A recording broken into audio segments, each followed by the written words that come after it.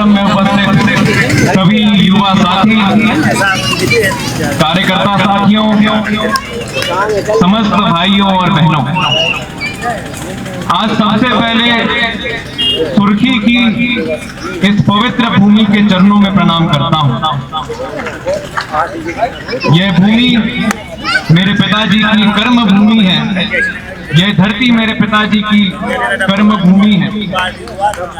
और इसी के साथ मेरा मानना है कि आज मेरे पिताजी यहां तक पहुंचे हैं, जन सेवा का इतना लंबा सफर उन्होंने तय किया है, उसमें सबसे बड़ा योगदान अगर कुछ है तो सुर्खी विधानसभा के माताओं का, बहनों का, बड़े बुजुर्गों का आशीर्वाद सबसे बड़ा योगदान है। अपनी विधानसभा के परिवारजनों के आशीर्वाद से ही, बड़े बुजुर्गों के, माताओं के आशीर्वाद से ही आज वो यहां तक पहुंचे हैं। आप सभी को बताना चाहता हूं कि जब 2002 में मेरा जन्म हुआ था, तब पापा जी सुर्खी से विधायक थे और उन्होंने मुझे बताया था कि मेरे जन्म के अवसर पर आयोजित कार्यक्रम में आप सभी उपस्थित हुए थे। आप सभी ने मुझे अपना आशीर्वाद भी दिया था और उस आशीर्वाद की छाया में पल बढ़कर ही आज मैं आपके सामने खड़ा हूं। आज मैं आप सबके बीच में आया हूं, आपका आशीर्वाद लेने आया हूं। इसी के साथ आप सभी जानते हैं कि मेरा और पापा जी का आप सबसे एक पारिवारिक रिश्ता है। पूरी विधानसभा हमारे परिवार की सदस्य है, पूरी विधानसभा हमारा परिवार है। इसलिए आज इस मन से आप सभी को मैं आश्वस्त करता हूं, सभी को विश्वास दिलाता हूं कि मैं हमारे पारिवारिक रिश्तों को कभी टूटने नहीं दूंगा, कभी टूटने नहीं दूंगा। आप सभी मेरा परिवार हैं, आप सभी मेरा परिवार हैं, परिवार थे और हमेशा मेरे परिवार ही रहेंगे। और आज सबसे पहले आदरणीय चाचा जी मंगल सिंह जी, आदरणीय भैया सचिन सिंह जी एवं उनके समस्त परिवार को आभार व्यक्त करता हूं, धन्यवाद देता हूं कि उन्होंने मुझे इस टूर्नामेंट में आमंत्रित किया, सम्मिलित होने का अवसर दिया। और इसी के साथ जब मैं आज आप सबके बीच में आया, जैसी नगर पहुंचा, अभी सागवानी पहुंचा हूं, तो आप सभी ने परिवार के एक सदस्य के रूप में ही मेरा स्वागत किया। आप सभी ने मेरा स्वागत किया और मुझे अपना बेटा माना, अपना भाई माना। और मैं आपको बताना चाहता हूं कि मैं अपने पूरे जीवन इसके लिए आप सभी का हृदय से आभारी रहूंगा, हृदय से आभारी रहूंगा। आज पहली बार आप सबके बीच में आया हूं। वैसे तो हमारे और आपके संबंध कई वर्षों पुराने हैं, परंतु आज पहली बार सागौनी में उपस्थित हुआ हूं। इसलिए अपने जीवन का लक्ष्य भी आप सभी को बताना चाहता हूं। मेरे जीवन का लक्ष्य है कि गरीबों का कल्याण हो और महिलाओं का सम्मान हो। गरीबों का कल्याण हो, महिलाओं का सम्मान हो। खूब पढ़े हमारे युवा साथी, खूब पढ़े हमारे युवा साथी, सबके दिल में राम हो, सबके दिल में राम हो और एक गौरवशाली भारत का निर्माण हो। यह मेरे जीवन का लक्ष्य है। और मेरा मानना है कि सभी लक्ष्य महत्वपूर्ण है, जरूरी है, परंतु मेरे जीवन के सभी लक्ष्य पूरा करने का माध्यम है कि अपने देश के युवा साथी, इस देश के युवा अच्छी शिक्षा प्राप्त करें, ज्ञानी बने और अच्छे संस्कार प्राप्त करें। क्योंकि अगर युवा सशक्त है और संस्कारी है तो गौरवशाली भारत का निर्माण तो अपने आप ही पूरा हो जाता है। इसमें कोई रोक की जरूरत नहीं है, इसमें कोई प्रयास की जरूरत नहीं है। स्वामी विवेकानंद जी ने बोला था कि धन की रक्षा आपको करनी पड़ती है, परंतु ज्ञान आपकी रक्षा करता है। इसको हमेशा याद रखिएगा। इसलिए जरूरी है, युवा साथियों को प्रेरित कर रहा हूं, जीवन में ज्यादा से ज्यादा ज्ञान अर्जित करें, नई चीजें सीखें, ज्यादा से ज्यादा ज्ञान अर्जित करें, जिससे आप जीवन में आगे बढ़ें। विवेकानंद जी ने बोला था कि कोई भी राष्ट्र महान बनता है तो उसके नागरिकों से महान बनता है। और मेरा मानना है कि अगर भारत महान बनेगा तो युवाओं के प्रयास से बनेगा, और उसके लिए पहले युवाओं को महान बनाना पड़ेगा।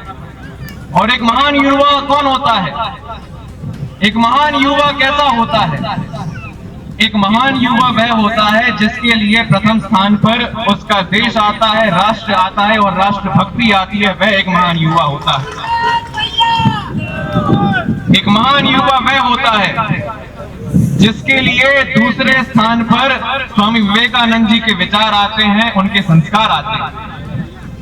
एक महान युवा के लिए तीसरे स्थान पर उसका परिवार आता है, चौथे स्थान पर उसके मित्र आते हैं, पांचवें स्थान पर उसके जीवन का लक्ष्य आता है, छठवें स्थान पर धन आता है, और सबसे महान युवा वही होता है जो अंत में हमेशा अपने आप को रखता है, राष्ट्र को पहले रखता है। वह एक महान युवा होता है।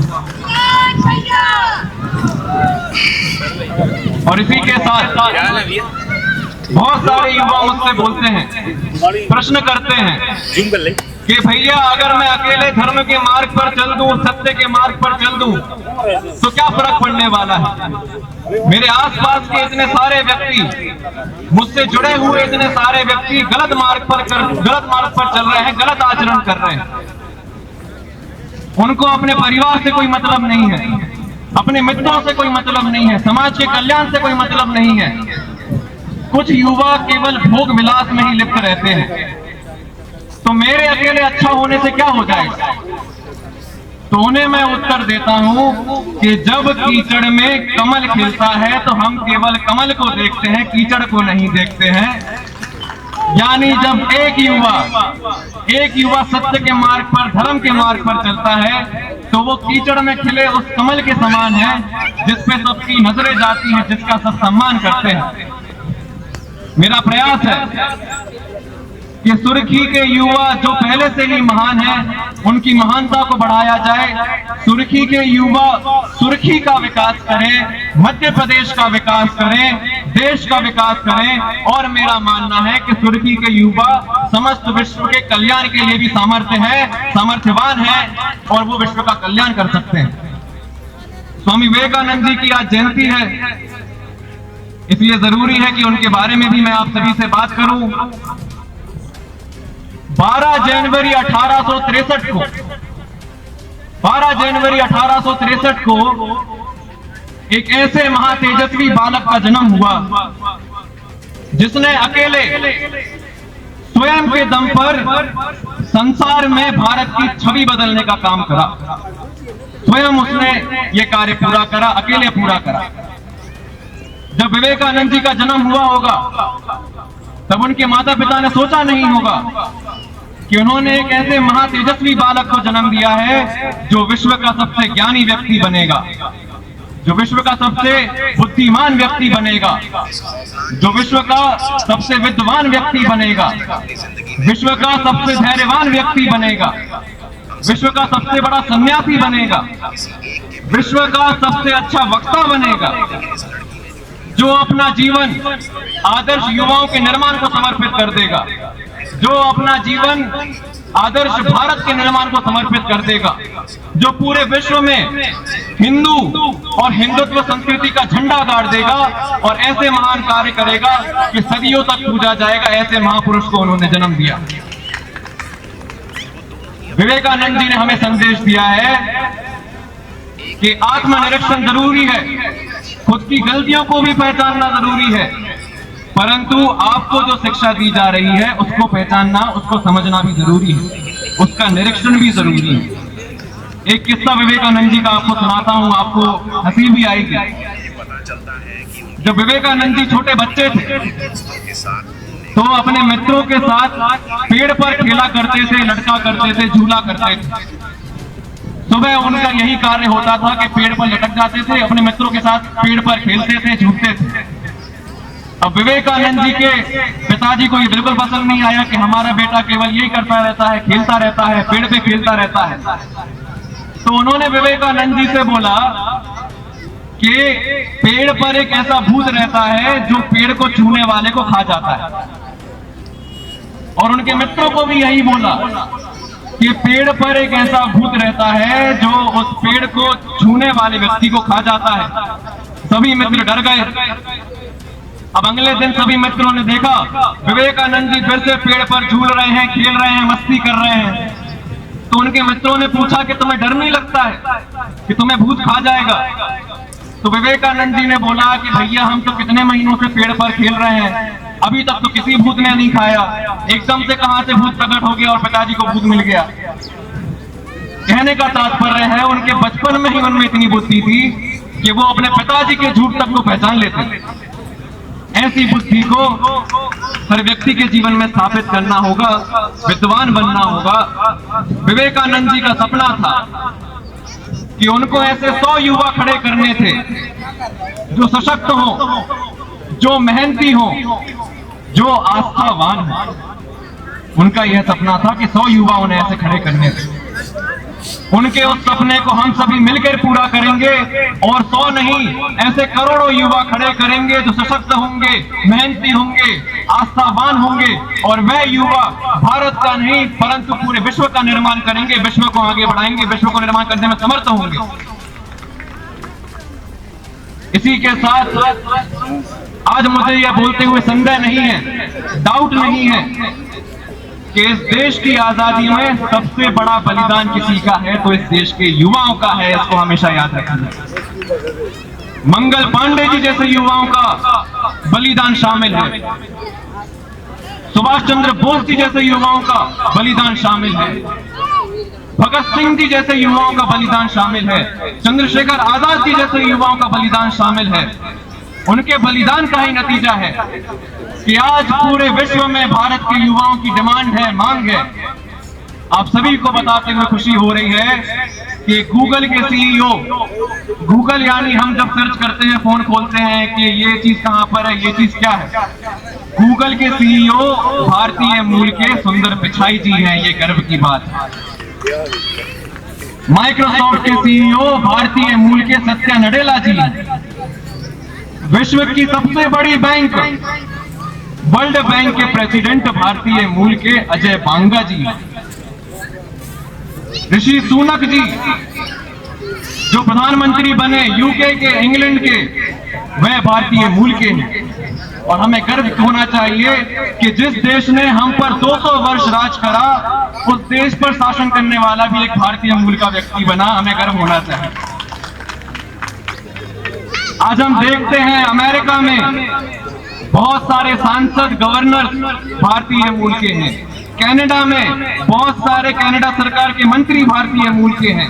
कहने का तात्पर्य यह है कि युवा और भारतीय युवा अपने आप में एक बहुत बड़ी शक्ति है जिसको सही मार्ग पर आगे बढ़ाना होगा, सही मार्ग पर चलाना होगा। तो हम सभी को रोकने वाला कोई नहीं है। अब मेरा यह प्रयास है कि जब भी मैं कहीं पर भाषण दूं तो युवा सुनने आते हैं, उनके अपने अपने जीवन में लक्ष्य हैं, तो उन लक्ष्यों की प्राप्ति के लिए कुछ सफलता के सूत्र आप सभी को बताना चाहता हूं। सफलता के सूत्र आप सभी को बताना चाहता हूं। पहला सफलता का सूत्र जो मैं आप सभी को देना चाहता हूं, युवाओं को देना चाहता हूं, हमेशा प्रयास करिएगा कि आपके माता पिता का आशीर्वाद निरंतर आप पर बना रहे। ये प्रयास करिएगा। और इसके पीछे की एक कथा भी सुनाता। भगवान शिव और माता पार्वती में संवाद है कि अब हमारे दोनों लड़के, दोनों पुत्र बड़े हो गए हैं, उनकी शादी कराने का समय आ गया है। तो भगवान शिव जी ने गणेश जी और कार्तिकेय जी से बोला कि जो भी इस संसार का चक्कर पहले लगा के आ जाएगा, भ्रमण करके आ जाए, उसका विवाह हम पहले कराएं। कार्तिकेय जी ने ये बात सुनी, वो जोश में आ गए कि हमारे पास तो भैया मोर वाहन है। उनने उड़ के पूरे संसार की परिक्रमा कर ली। वहीं गणेश जी थे, जिनके पास केवल एक मूषक था। गणेश जी को लगा कि उनसे तो भैया अपन कंपटीशन कर नहीं सकते, वो तो उड़ गए। तो गणेश जी ने भगवान शिव और माता पार्वती की परिक्रमा करी। शिव जी ने पूछा कि आपने ऐसा क्यों करा? उन्होंने बोला कि मेरा संसार तो मेरे माता पिता ही हैं, और कोई मेरा संसार थोड़ी हो सकता है। तब भगवान शिव ने उन्हें वरदान दिया, किसी भी देवी देवता की पूजा होगी तो सबसे पहले गणेश की पूजा होगी, उसके बाद किसी की पूजा होगी। पहला सफलता का सूत्र। दूसरा सफलता का सूत्र आप सभी को दे रहा हूं कि आप कहां से शुरुआत करते हैं ये तय नहीं करेगा कि आप कहां पहुंचेंगे। उसका बहुत बड़ा उदाहरण हमारे देश के माननीय प्रधानमंत्री श्री नरेंद्र मोदी जी हैं। हम सभी जानते हैं वो गुजरात के वडनगर स्टेशन पर चाय की दुकान चलाने का काम करते थे, और उनका परिवार आर्थिक रूप से बिल्कुल सशक्त नहीं था, परंतु उनमें संघर्ष की भावना थी, मेहनत की भावना थी। और आज वही वडनगर स्टेशन पे चाय बेचने वाला व्यक्ति करोड़ों युवाओं को उनकी शक्तियों से अवगत करा रहा है। यह संघर्ष कर सकता है, यह संघर्ष का महत्व है। इसका एक और बहुत बड़ा उदाहरण है एपीजे अब्दुल कलाम जी, जो हमारे देश के पूर्व राष्ट्रपति हैं। जब वो मात्र 10 वर्ष के थे तो स्कूल में पढ़ाई भी करते थे, और सुबह 5-6 बजे घर से निकलते थे और अखबार भी बेचते थे। अखबार बेचते थे, उससे अपनी फीस भरते थे, स्कूल का खर्चा भरते थे। एक और बहुत बड़ा उदाहरण है। अच्छा, आप सभी से एक चीज पूछूंगा, बताना आपने सुनी है कि नहीं। सबने वो ऐड देखा है, असली मसाले सच सच MDH MDH। अरे देखा है तो हाँ बोलो ना। MDH मसाले जो विश्व की सबसे बड़ी मसालों की कंपनी में से एक है, उसके संस्थापक धर्मपाल गुलाटी जी एक तांगे वाले थे, तांगा चलाते थे। पर आज हम देखते हैं कि उन्होंने विश्व की एक बहुत बड़ी कंपनी का निर्माण कर दिया है। यानी आप कहां से शुरुआत करते हैं ये तय नहीं करेगा कि आप कहां पहुंचेंगे। तीसरा सफलता का सूत्र आप सभी को दे रहा हूं, हमेशा अपने जीवन में एकाग्रता को अपनाइएगा। एकलव्य जी ने द्रोणाचार्य जी की प्रतिमा को स्थापित कर लिया, प्रतिमा बना दी। उस प्रतिमा के सामने एकलव्य जी ने अभ्यास करा, कठोर अभ्यास करा, और अर्जुन से बड़े धनुर्धर बन गए, क्योंकि उनके मन में एकाग्रता थी। एकाग्रता का यह महत्व है। चौथा सफलता का सूत्र आप सभी को दे रहा हूं कि संघर्ष तो करना पड़ेगा, संघर्ष तो करना पड़ेगा। जब हथौड़े की मार पत्थर पर पड़ती है तभी तो वो मूर्ति बनता है। जब कोयले पे दबाव डाला जाता है तभी तो वो हीरा बनता है। एक बात आपको बताता हूं, हमारे बड़े बुजुर्गों को पसंद आएगी, ध्यान से सुनिएगा। 14 वर्ष के वनवास पे जाने से पहले भगवान श्री राम राजकुमार राम, 14 वर्ष के वनवास पे जाने से पहले भगवान श्री राम राजकुमार राम थे, पर 14 वर्ष के वनवास के संघर्ष ने उन्हें राजा राम बना दिया। यह संघर्ष का महत्व। पांचवा और अंतिम सूत्र आप सभी को दे रहा हूं, फिर अपनी वाणी को विराम भी दूंगा। मेरा अंतिम सफलता का सूत्र है कि भैया कभी अहंकार मत करिए। आपने जीवन में जितने भी पुण्य कमाए होंगे, जितने भी अच्छे कार्य करे होंगे, सब अहंकार से समाप्त हो जाएंगे। यहाँ के अनेक व्यक्ति राजनीति में हैं। हम देखते हैं कि भैया कोई सरपंच बन जाता है, पार्षद बन जाता है, चलने का ढंग ही बदल जाता है, बोलने का ढंग बदल जाता है, बात करने का ढंग बदल जाता है। ईश्वर कृपा से आप ऊपर जाते हैं तो ईश्वर की इच्छा से आप नीचे भी आते हैं। इसलिए कभी अहंकार नहीं होना चाहिए, क्योंकि अहंकार से मिट गए कुल गौरव और वंश। अहंकार से मिट गए कुल गौरव और वंश। और ना मानो तो देख लो रावण कौरव कंस।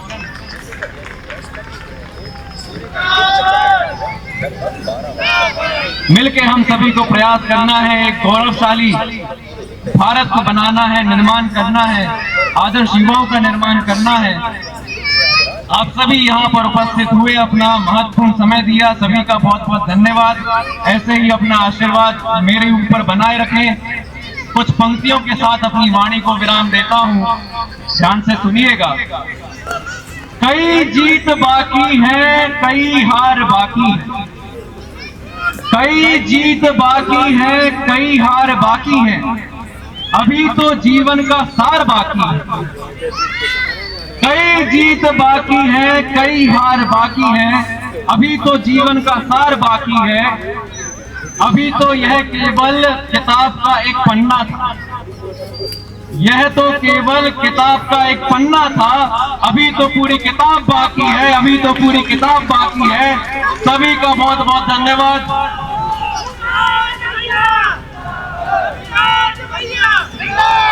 सभी से अनुरोध है, एक बार मिलकर बोलिए जय सिया राम, जय सिया राम, जय जय सिया राम। बहुत बहुत धन्यवाद।